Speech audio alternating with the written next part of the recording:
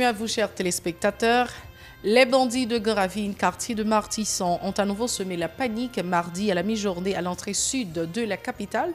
Ils ont répété le scénario de la semaine dernière en détournant 2 camions de marchandises qui se rendaient au centre-ville de Port-au-Prince. Dans la même veine, on a appris qu'un cambiste a été assassiné mercredi après-midi au Cap-Haïtien, dans le nord du pays. La Cour d'appel des Gonaïves a cassé l'ordonnance de renvoi du juge d'instruction Jean-Dionel Luméran contre Godson Aurelius, Réginald Delva, André Jonas Vladimir Paraison et Sandra Tellusma dans le cadre du trafic d'armes de Saint-Marc.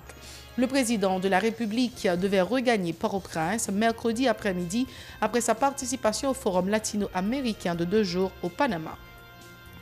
La Fédération haïtienne des associations et institutions des personnes handicapées a annoncé mercredi la poursuite de ses travaux sur la proposition d'amendement de la loi sur l'intégration des personnes handicapées ratifiée en mars 2012 par le Parlement haïtien. À l'étranger, Zimbabwe et Mozambique, presque 1000 morts après le passage du cyclone Idai. Les personnes disparues sont présumées décédées, a indiqué le gouvernement du Zimbabwe. Restez branchés, les détails c'est tout de suite.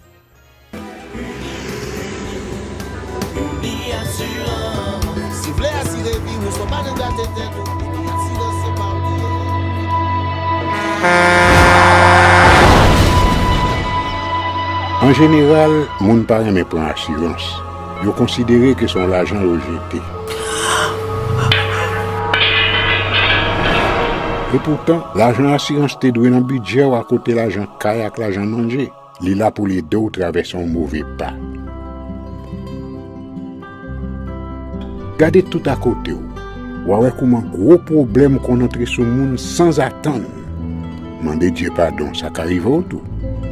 Une assurance dit ou précaution pas capon. Les mal arrivés, les faux amis flair saison a fait comme si on pas de jambe connaît ou.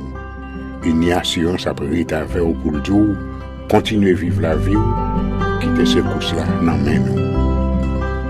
Uniassurance. Vivez en toute assurance.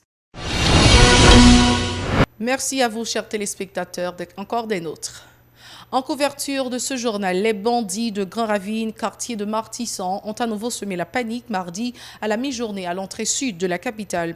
Ils ont répété le scénario de la semaine dernière en détournant 2 camions de marchandises qui se rendaient au centre-ville de Port-au-Prince. Cette fois-ci, les bandits ont opéré sous les yeux impuissants d'agents spécialisés de la police nationale.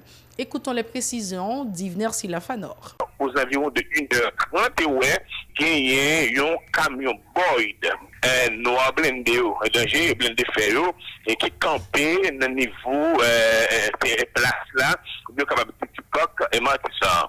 Eh bien, ça n'a pas dérangé du tout, monsieur de Gangravio, et bien, il descend encore hier, danger, monsieur, Rolf encore, qui a essayé pour 2 camion qui t'a sorti dans le côté sud pays.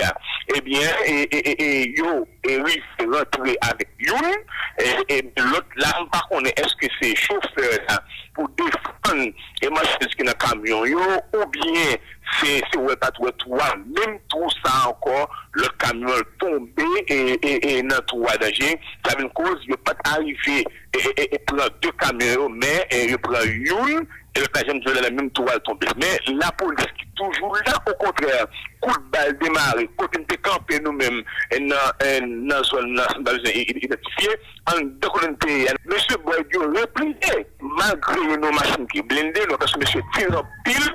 Entre-temps, la Cour d'appel des Gonaïves a cassé l'ordonnance du juge d'instruction Dionel Luméran à l'encontre de 4 inculpés dans l'affaire de trafic d'armes de Saint-Marc. Il s'agit de Godson Aurelius, ancien directeur général de la police nationale, André Jonas Vladimir Paraison, ancien directeur départemental de l'Ouest de la PNH et ancien responsable de la sécurité du Palais national, Réginald Delva, ex-ministre de l'Intérieur, et de Sandra Tellusma. Par contre, le commissaire de la Cour d'appel, maître Yves Martial, a indiqué que les charges retenues contre les inculpés Ronald Nelson alias Roro Nelson, Jimmy Joseph, Junior Joël Joseph, Charles Durand et Monplaisir Édouard sont toujours maintenus. Ils seront jugés devant le tribunal criminel pour association de malfaiteurs, auteurs et complices de trafic d'armes et blanchiment d'argent, a rapporté notre correspondant au Gonaïves, Amos Alektine. Autre actualité, le chef de l'État devait regagner Port-au-Prince mercredi après-midi après sa participation au 6e sommet latino-américain qui s'est déroulé les 9 et 10 avril en la République du Panama. Un sommet organisé autour du thème « Prochain carrefour, nouveaux horizons ». Plusieurs chefs d'État et entrepreneurs ont répondu présents à cette activité en vue de s'entretenir autour des grands défis auxquels fait face la région. La Fédération haïtienne des associations et institutions des personnes handicapées a annoncé mercredi la poursuite de ses travaux sur la proposition d'amendement de la loi sur l'intégration des personnes handicapées ratifiée en mars 2012 par le Parlement haïtien.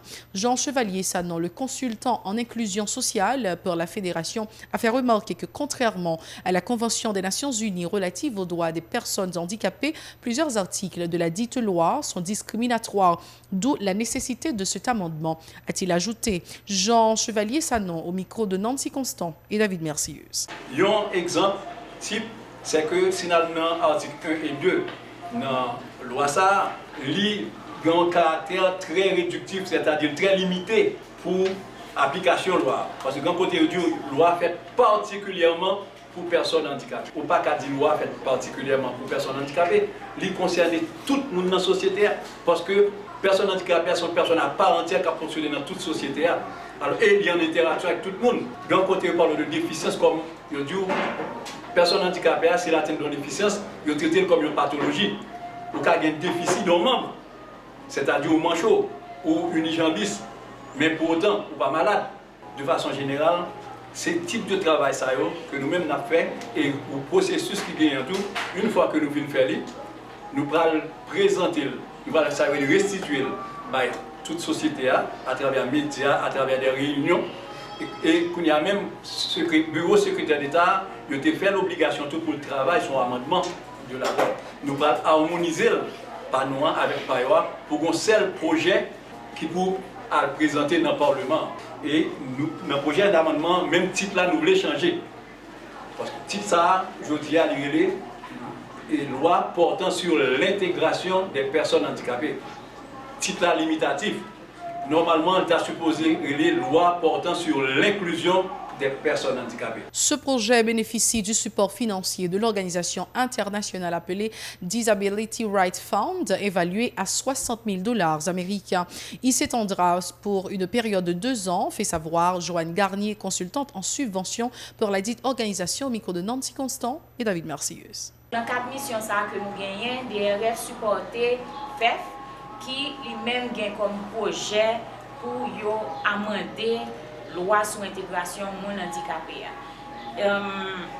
L'intérêt que nous-mêmes nous gagnons dans DRF, c'est que la loi sur l'intégration des personnes handicapées en lui-même qui était votée par le Parlement après que nous avons fini ratifier la convention, est supposé en harmonie avec la convention. Donc ça veut dire qu'elle n'est pas supposée ni en contradiction, ni dire de bagaille qui est différent de sa convention a dit.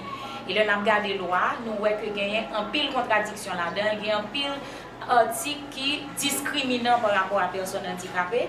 Donc nous-mêmes dans DRF, nous estimons important des marches FFTFA où ils sont capables de consulter l'association à travers le pays, à travers 10 départements pays, ensemble avec la coalition Ranif Sud, qui est un partenaire DRF tout, pour être capable de venir avec une proposition d'amendement de loi sur l'intégration des personnes handicapées. Nous avons un projet sur 2 ans avec FEF et c'est 30 000 $ par année. Nous sommes capables de faire des consultations au niveau des 10 départements et pour soumettre à proposition de loi à la société pour consultation. Le temps d'observer notre deuxième pause, on vous revient.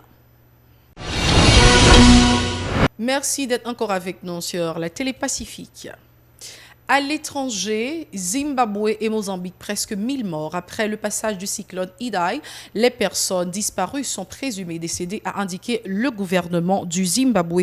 Le gouvernement zimbabwéen a révisé en photos le nombre des victimes sur son territoire. Le bilan du passage dévastateur du cyclone Idai le mois dernier sur le Mozambique et le Zimbabwe devrait dépasser la barre des 1000 morts et des 2 millions de sinistrés selon les derniers chiffres publiés par les autorités locales et les Nations Unies. Sachez aussi qu'en Libye, les combats se poursuivent dans les communes qui bordent Tripoli au sud, des combats qui opposent les partisans du maréchal Haftar et les troupes fidèles au gouvernement d'union nationale. Forts de leur domination dans l'est et le sud du pays, les hommes du maréchal Haftar tentent de s'emparer de la capitale. Mais les combattants loyalistes résistent. De part et d'autre, on assure prendre l'ascendant sur l'adversaire, mais sans que cela ne se vérifie sur le terrain. Enfin, 3 mois après son investiture, Jair Bolsonaro se distingue plus par des multiples couacs que par ses résultats sur le chômage ou la corruption. La cote de popularité du président est descendue à 34% d'opinion positive contre 49% en janvier. Une dégringolade qui s'explique aussi par l'implication de ses fils dans les affaires de l'État. Jair Bolsonaro a affiché dès le début sa proximité avec les dirigeants extrémistes. Il a enchaîné des visites dans des pays dirigés par des conservateurs comme lui. Il a rapidement annoncé vouloir transférer l'ambassade du Brésil de Tel Aviv à Jérusalem. Une volonté renouvelée lors de sa rencontre avec Benjamin Netanyahou en Israël début avril.